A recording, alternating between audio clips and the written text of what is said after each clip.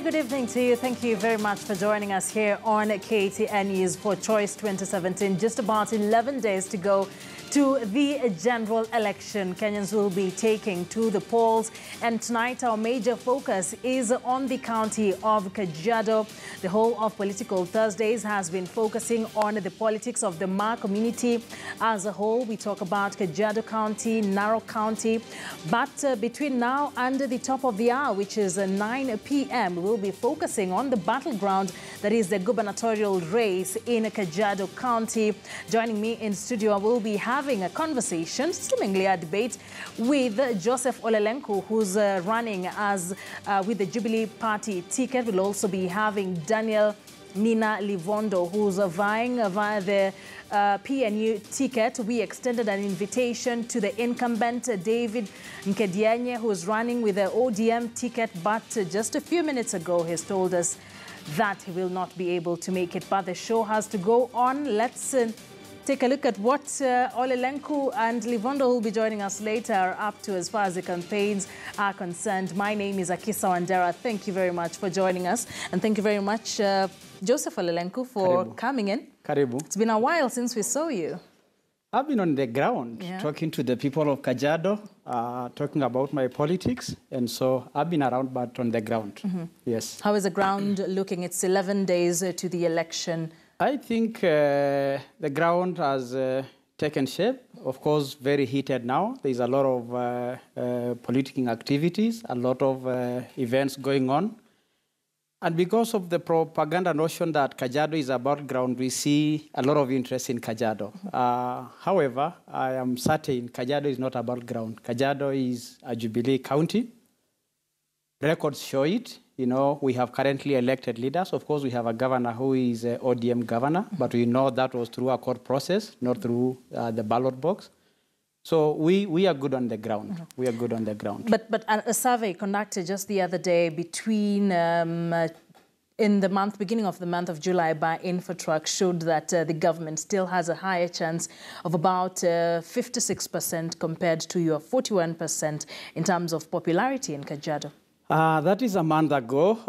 2 months ago, we had a similar survey done. It was showing that I was standing at 67% against my rival Nkedianye at 13–15%. I'm not very certain how that gap could be closed. Naturally, you would expect Olelenku to say that the earlier survey showing him far ahead is correct.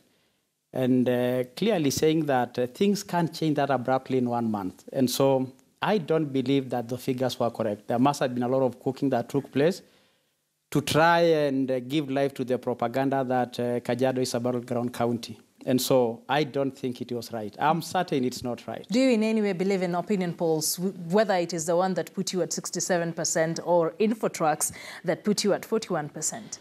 There will always be the human nature where when you see you are ahead, you feel a bit comforted and you want to believe it. And when the other way works, you say no. So I don't very strongly believe so. But I'm very certain of the situation on the ground. I know the ground. I've been on the ground. So I know the real position. Let's talk about Kajiado County being a battleground. You've said you're very certain that it is not a battleground. But even when we look at how the Maasais voted in, or the people of Kajiado County voted in 2013, it was a narrow gap, but ODM seems to have carried the day there. What might have changed between then and now? It was not a narrow gap in 2013 because when you look at the election of 2013, all the elected leaders, all except the governor, were elected on Jubilee. Out of the 25 elected MCS, 23 were Jubilee. Only 2 were ODM. Out of the members of parliament, all except 1, the senator, the women rep, the MPs, were all Jubilee except 1.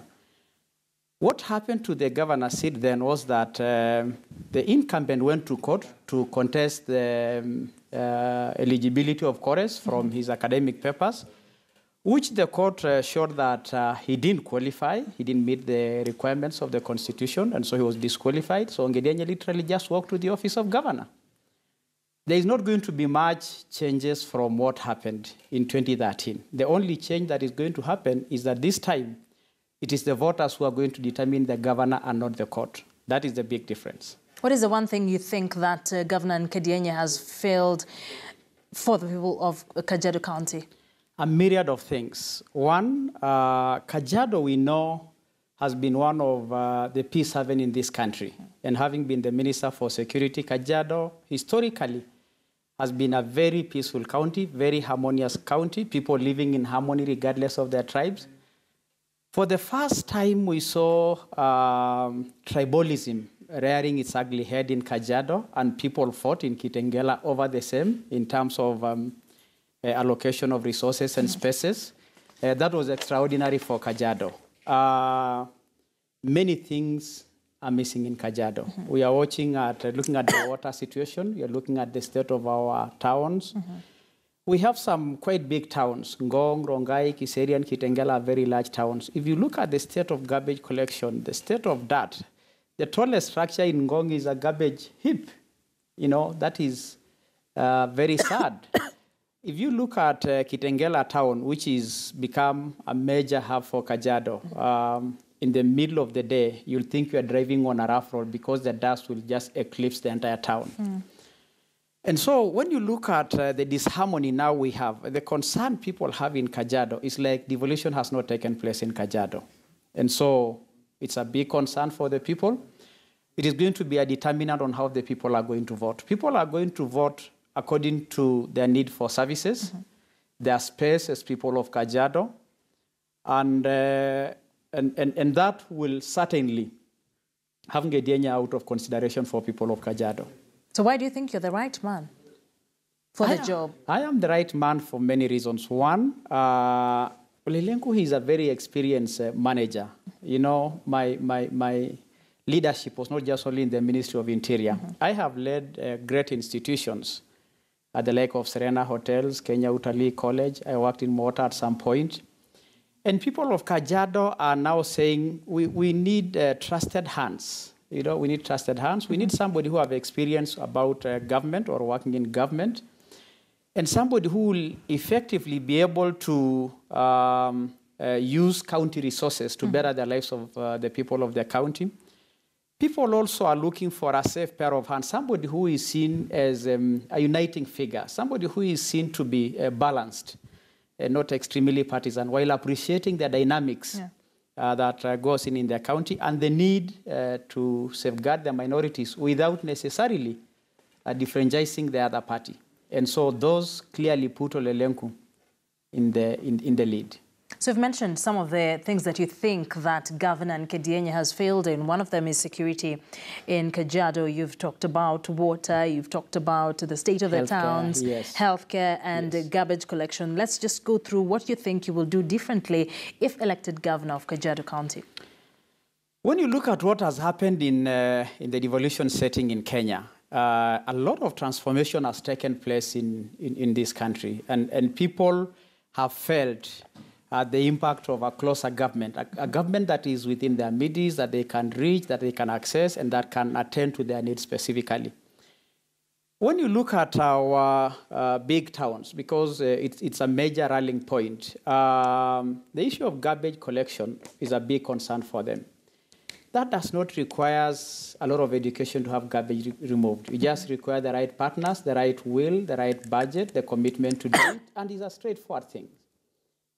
Our town are asking for sewerage systems because they are now very big. In fact, a substantial part of Nairobians live in Kajiado. People make sometimes joke that Kajiado is the bedroom of Nairobi because most of the people live in Kajiado. Providing for such services as sewerage services and the like requires partnership, you know, collaboration with the national government, support of partners, commitment of the county government, making the processes easy for investors to invest in that field. And so we will endeavor to make the business environment as friendly as possible. You know, we'll make ourselves accessible not only to the people of Kajiado, but to potential partners who can help us achieve our goals. You look at the water situation. We are watching now, as a country, we are in a bad drought situation. Most of the semi-arid counties are now experiencing terrible drought. And we are watching in a number of counties, particularly in northern Kenya, we see the county government taking hay to the farmers, taking water to their cows in very dry areas. But in Kajiado, even forget about the cows, the people have no water to drink. Mm-hmm. What magic has the other counties been able to do to get the water and such required services? Yeah. It's a matter of utilizing the budget that has been allocated to them, the commitment and the use of the right staff, the right partners, the right people, the budget allocated to achieve that end. We will do that. We'll do that. As we move in our campaign trail in Kajiado, mm-hmm. the people of Kajiado, in some very specific instances, have expressed themselves that our referral hospital for people of Kajiado South is in Makueni, Makindu. The people of Kajiado East, their referral hospital is in Machakos. They go to Machakos. The people of Kajiado North, they come to either St. Mary's in Langata or Kenyatta. Where are the hospital of Kajiado? I don't think the other counties receive any preferential allocation in terms of revenues or budgetary allocation with regard to health. Mm-hmm. It is a utilization of the same resources that is ineffective in Kajiado, yeah. Denying the people the services they so desire.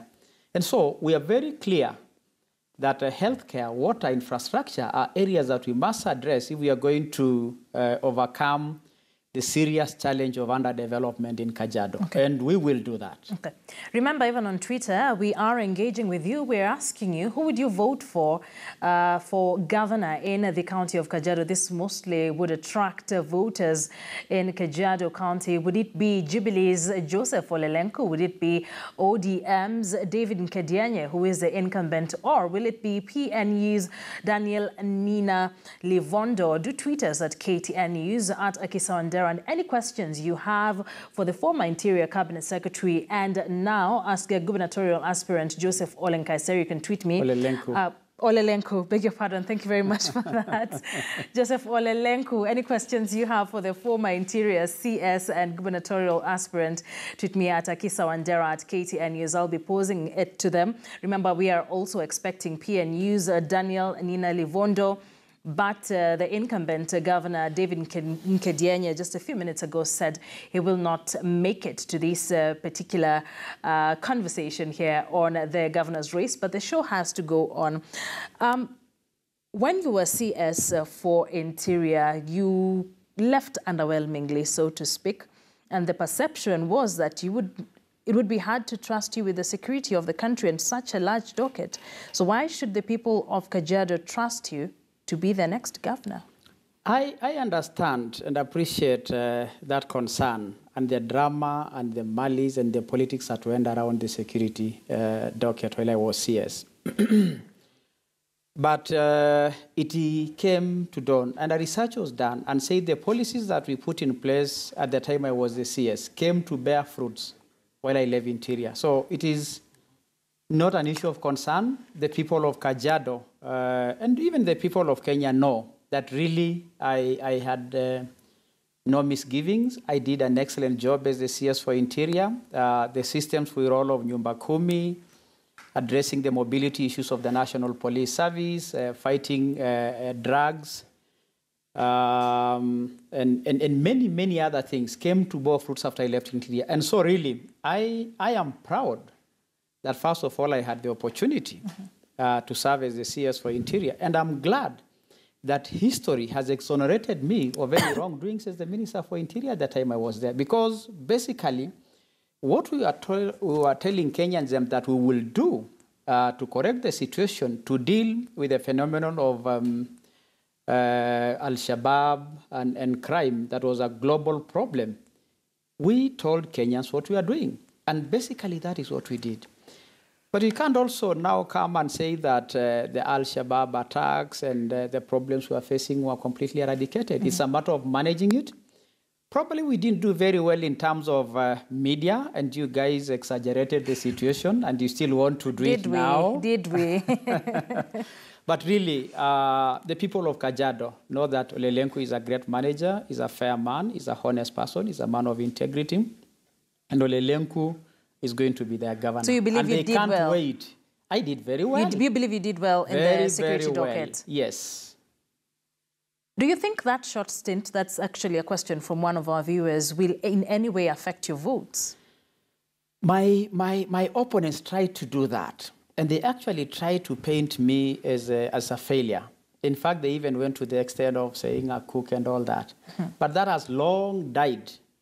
You know, that has long died. So it will not have any effect on my votes. Yes.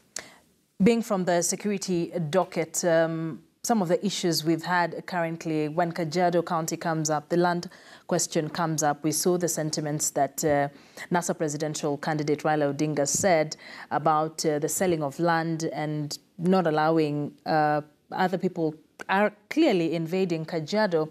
What do you think about these thoughts, as well as the county government bylaws on the selling of land? Land is a very emotive issue for Kenyans. And land, we need to address it very carefully lest we burn our country. Land has been used as a tool to disfranchise people, sometimes to win votes, or sometimes to portray the other side in bad light.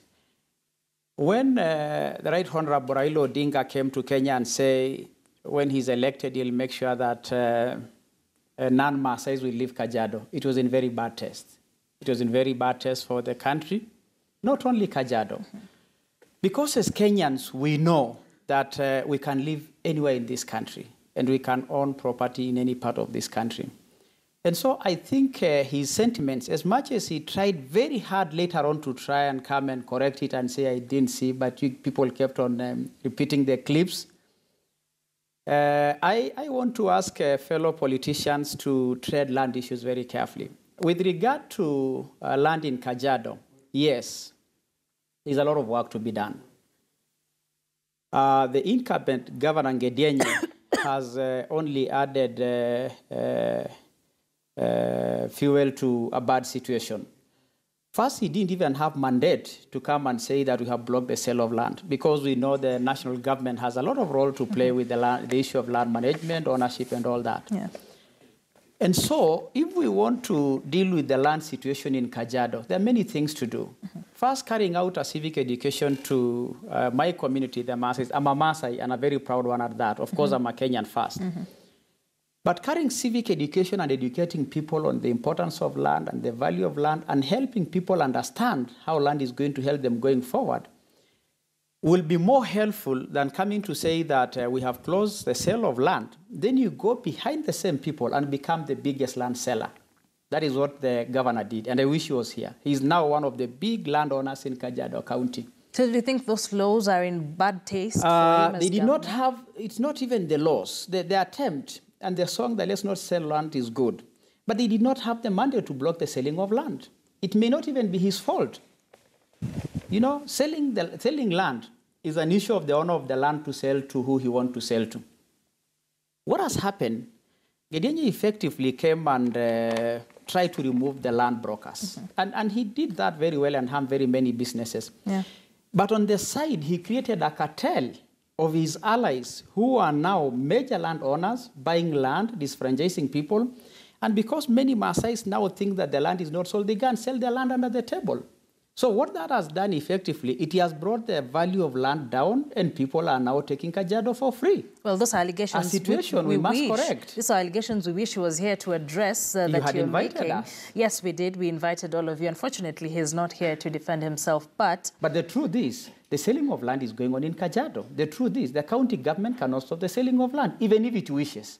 That is the truth, isn't it? So as governor, what will you make right as far as the land First question is concerned? With regard to the land issues, there are very many things we need to do. We first of all need to know what is this that is making people sell land and address the root problems. Probably, if people are selling their land for school fees, which will be a mess to do, first of all, we are getting free education coming.